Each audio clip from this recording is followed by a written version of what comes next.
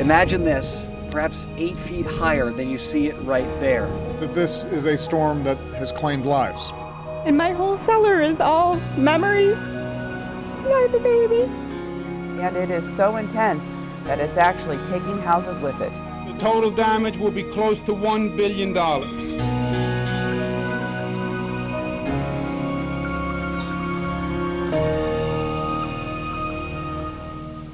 It's been 5 years since Irene and Lee came through New York, devastating many parts of the state and especially here in the Schoharie Valley. In those 5 years, we've told you the stories of rescue and recovery. And though much work has been done, you'll see there's much more that still needs to be. We've never had a flood like this before. And they said, get out.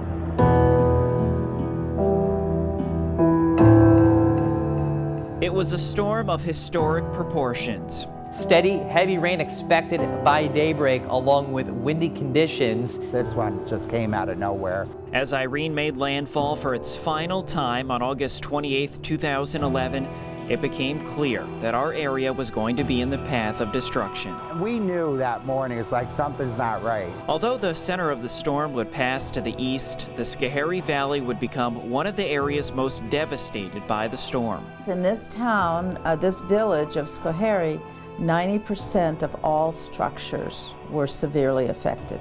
From just over the county line in Prattsville up to the county seat in Schoharie, it was a scene nobody had ever seen before, or hopefully ever would again. Destruction on a scale of almost impossible proportions. We lost the homes that I was in, my mother's home, the significant others, our home, all my kids, their homes. But this isn't the story of people recounting the destruction of 5 years ago. It's the story of what has happened since. For all of the residents affected, it's been something they never thought they would have to deal with. For some, it's a story of perseverance and coming together and overcoming the odds. And for others, those odds have proved too much and they've had to move on with their lives. But one thing is certain, the Schoharie Valley will never be the same.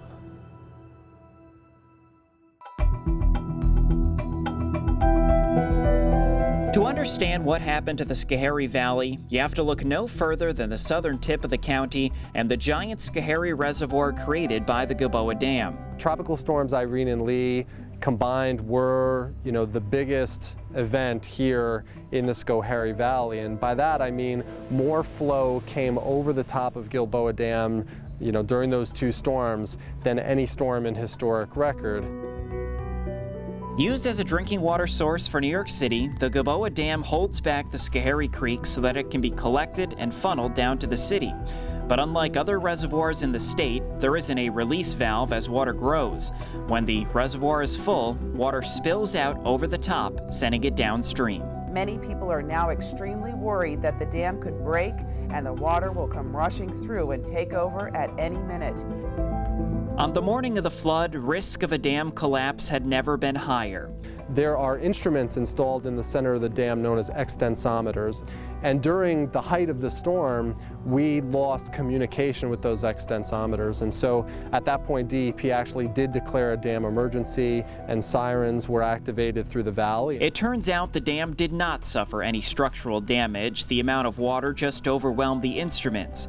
But those sirens, activated out of an abundance of caution, are credited with saving lives. And it saved a lot of lives. There's no ifs, ands, buts about that. When that started going off, people really realized, that stuff was coming. During the flood, the dam was undergoing a complete rebuild.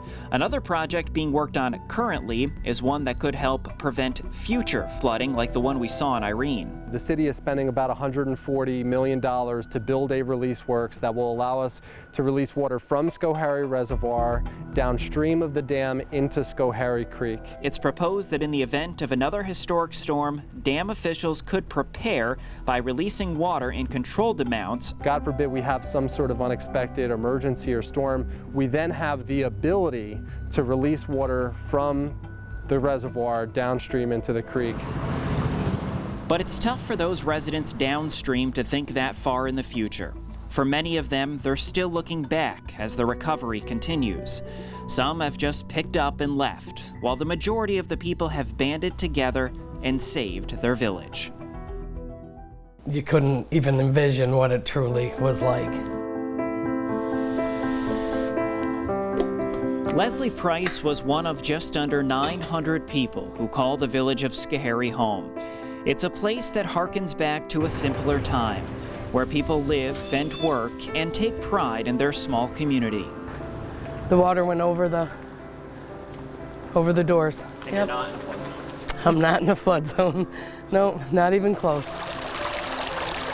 When the waters came, it wasn't just a matter of losing your home. For many, it was their home and work. Every single business in the village of Schoharie was damaged. Leslie's home not only washed away completely, but the building she owned and operated a hair salon out of on Main Street was a loss as well. Little by little, you take whatever you have in your savings and you start. Between myself and my significant other, we had 12 out of 13 properties under. Guernsey is a name synonymous with Schoharie. The family has operated a nursery in the village for 127 years. Floyd has worked there his entire life. And everything here was gone. And like Leslie, with only a little warning that the flood was coming, Floyd and his family were faced with the question of what do you try to save when you're on the brink of losing everything? When the water started coming into our cars out here in the driveway, we left and we couldn't get any more stuff out. We left what we had. We had to save ourselves. This was Floyd and Therese's house, and technically still is. But unfortunately, this footage isn't from 5 years ago, but it's from today, showing that recovery isn't a foregone conclusion. I thought in the beginning that I would rebuild and it wouldn't be that big a deal, but it turned into a big ordeal. In the wake of the floods, Floyd, Therese, and Leslie, and the entire village of Schoharie had to become experts in insurance, dealing with state agencies, grant applications, and other things that they never thought they would have to do. Not the only one. I'm not the only one. There are just about anybody in the village I've spoke to, they're still waiting for their other portion of the money. Those who had savings emptied them, unable to wait for the government to come through. For Therese, no government money would be coming, and even 5 years later, it's a battle she's still fighting. I've certainly over the years tried to get contractors and things to come in here, but nobody wants to touch it. It's kind of an impossible job. If I could show you the bag, you know, it's like this thick of papers, and you have to continually show things that you've showed them 10 times before. But where residents say the government has fallen short, the people and the community groups of the area have not. Ruth Ann and John Wilkinson had severe damage to both their home and the antique shop that they run on Main Street. We couldn't have done it without them. We had people from Michigan, we had people from all over the United States, actually. One little girl even painted a mural on one of the floors. Very sweet of her. It seemed as fast as the floodwaters had come, so did the volunteers. We had a lot of help from volunteers. Well, the first thing is, all of the inventory was taken out and put down on the sidewalk there. The things that were like glass or metal could be washed. We had people here coming with cans of water and helped us wash all that stuff. It took the Wilkinsons 9 months from the date of the flood to reopen their business, but not before losing at least $100,000 in inventory. The mold was this high, wafting in the breeze on all of our upholstered furniture. There's still some flood-related issues with their building, but the Wilkinsons say they have recovered. It was a busy time. It was an interesting time because what was amazing is that so many people came to help. And the Wilkinsons seem to be the lucky ones. Even now, 5 years later, the flood has left its imprint in the closed and abandoned buildings on Main Street that are being reclaimed at a painstakingly slow pace. Major projects like flood-proofing the county government building and relocating the jail are still underway. Leslie was forced to spend more than a year living in a FEMA trailer while waiting for some government assistance to rebuild.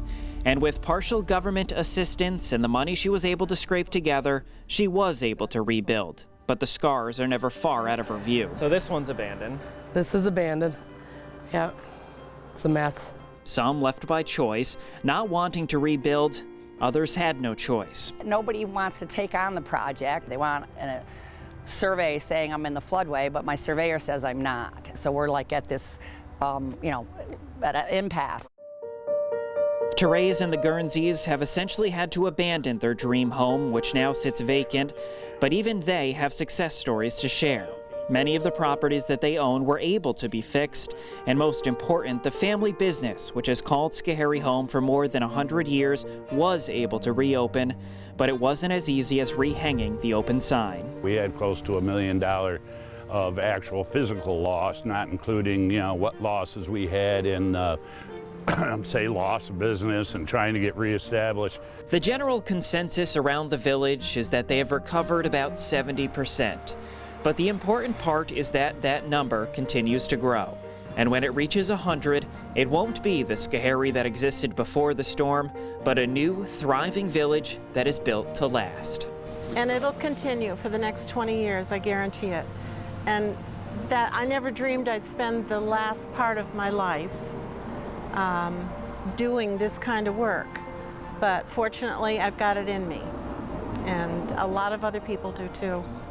The village is going to come back. It was hit very hard, and what we've done in 5 years is amazing. None of this could have happened without local people helping each other and working together and staying focused on that common mission and that collaborative effort. And that just doesn't happen everywhere. If there is one example of a community where all the stars have aligned, it was the neighboring village of Middleburgh. While the village and surrounding town also suffered extreme damage, at least some of the homes in the area were spared, unlike Schoharie. And it's been a great store. So it always provided an opportunity for people to shop local, not have to travel far for interesting products. The conglomerate has called Main Street in Middleburgh home for 17 years. I've never experienced anything like it. I never want to again. But when I really stepped back to that time, it was horrifying. And if it wasn't for the strength of our community, it's still a hard thing to go into depth about. The storm left the downtown of Middleburgh a ghost town, and in a very small community working to retain that small town Americana charm. Without that downtown, Middleburgh could have easily lost its identity forever.